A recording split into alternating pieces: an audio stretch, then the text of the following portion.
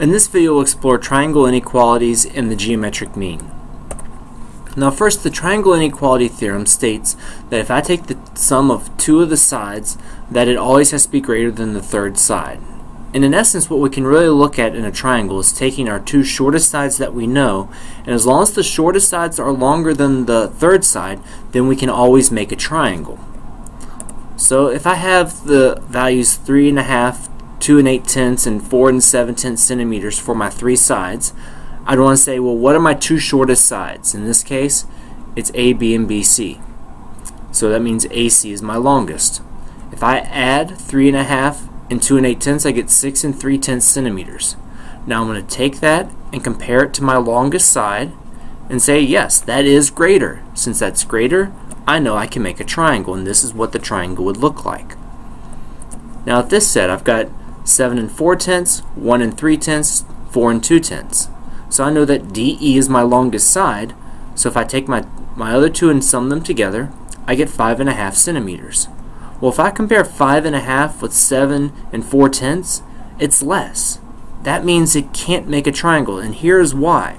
If I look at my two sides here, and I've got my 7 4/10, if I actually try to draw 4 2/10 and 1 3/10, I've got a gap. That means that no matter how close I try to pull these two F points, I can never get them to touch. Now say I had 1 4/10, 6/10 of a centimeter, and then 2 centimeters. GI is definitely my longest side, and then I sum my other two and I get exactly 2 centimeters.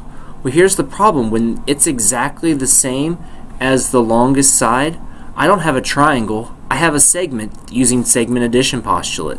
So in essence, what I'm saying is that GI plus IH will equal GH. That's segment addition postulate. So those two sides, when summed, have to be greater. Now another thing we know from the inequalities is that across from the smallest side is the smallest angle, and across from the largest side is the largest angle. And that can be helpful. So if I want to take and order my angles from largest or smallest to largest, I look for my smallest side, which is the 2 65/100ths, and opposite it will be my smallest angle, angle K, or LKM. And then my next one, I'm comparing, I got 4 84/100ths versus 6 76/100ths. So this 4 84/100ths, and I look opposite, so that'd be angle M, or LMK. And that means my largest angle would be angle L, which I could also say is angle MLK. Now say I want to order my sides from largest to smallest. So if I'm starting with my largest, I'm going to look for my largest angle. In this case, that's angle N. So I'll look opposite it, and I've got segment OP. Then I'm comparing angle P and angle O.